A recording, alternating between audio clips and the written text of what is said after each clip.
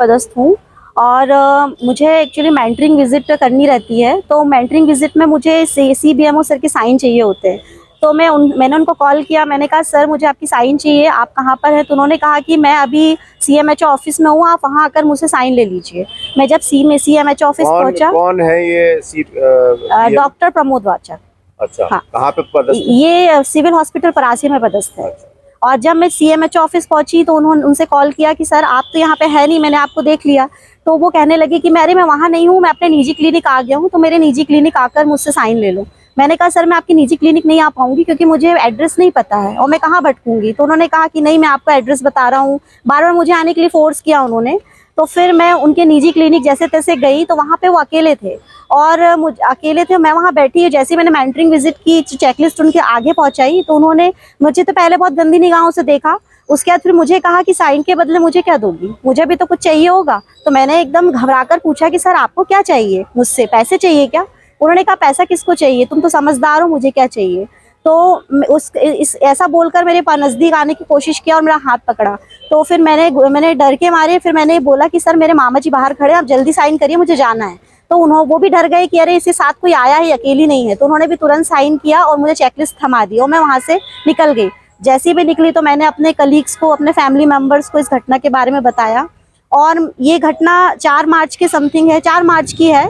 और मैंने इसलिए ये नहीं बताया कि मैं डर गई थी कहीं ना कहीं कि अगर मैं इनके खिलाफ कुछ बोलती हूँ तो हो सकता है आगे चलकर मुझे मानसिक प्रताड़ित करेंगे, मेरी सैलरी रुकवाने की भी धमकी देते थे ये। और मैं अभी रिसेंटली ये हुआ है कि अभी वैशाली मैम जो है हमारी, डॉक्टर वैशाली, उनके साथ भी यही हुआ है। तो जो हमारी डॉक्टर है उनके साथ भी यही हुआ। तो फिर मैंने ये सोचा कि जब उन्होंने अपने लिए स्टैंड लिया तो क्यों ना मैं भी स्टैंड लूं, मैं भी उनके खिलाफ आगे आऊं, क्योंकि ये मानसिक रोगी टाइप का व्यक्ति है। और कोई भी शिकायत हुई है क्या उसके खिलाफ? हाँ, उसके खिलाफ पूर्व में भी शिकायत हुई थी, पर ये कोर्ट से स्टे लेकर आ जाते हैं और फिर से हम लोगों के ऊपर मतलब इस तरह से करते हैं ये हरकतें। और अभी भी रिसेंटली घटना हुई है उनके खिलाफ, परासिया में भी FIR हुई है। और बस मैं ये कहना चाहती हूँ कि इस तरह का मानसिक व्यक्ति जो है ये हम फीमेल एम्प्लॉयज़ के लिए बहुत घातक है। This type of person is very harmful for our society and this is not only me, this is everyone who working in a civil hospital and under CBMO।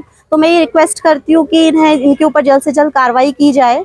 और जो विभागीय तौर से भी हमारे पास आए थे लोग कि हमारे बयान लेने के लिए, तो ये 11 तारीख को हमारे बयान हुए पर अभी तक इसका कुछ पता नहीं चल पाया। आपने विभागीय जो आपके उच्च अधिकारी हैं उन लोगों से इस बात की शिकायत की है? जी शिकायत की है, मेरे पास लिखित शिकायत है। 11 तारीख को भी मैंने DHO मैम जो आई थी और जो टीम आई थी उनके समक्ष मैंने दिया है लिख के स्टेटमेंट, बट अभी तक उसकी कोई कार्रवाई नहीं हो पाई है।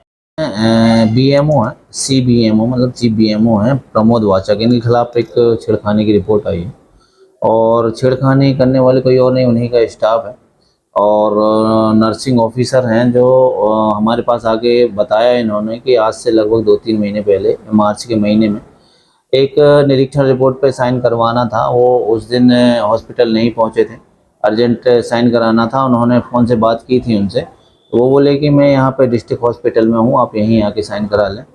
और जब ये डिस्ट्रिक्ट हॉस्पिटल पहुँची तो वो फिर अपने प्राइवेट क्लिनिक पहुँच गए और इनको फ़ोन लगा के ये बोला कि आप प्राइवेट क्लिनिक ही आ जाएं। तो इन्होंने अपनी असमर्थता भी दिखाई कि प्राइवेट क्लिनिक मैंने देखी नहीं हूँ, आप यहीं आ जाइए, किंतु उन्होंने इनको फोर्स किया कि आप वहीं आइए।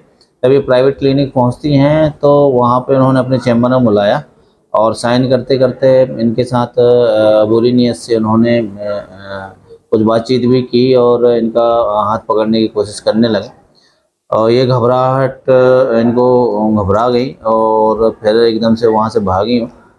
और उन्होंने बताया कि मेरे मामा भी हैं, तो वो भी फिर उसके बाद ज़्यादा संघर्ष नहीं किया उसने और ये जल्दी से वहाँ से भाग के आए और अंदर ही अंदर इनके अंदर घुटन होने लगी कि ये क्या हो गया उनके साथ। हिम्मत जुटा नहीं पा रही थी। फिर इन्होंने बताया कि कुछ दिन पहले, 3-4 दिन पहले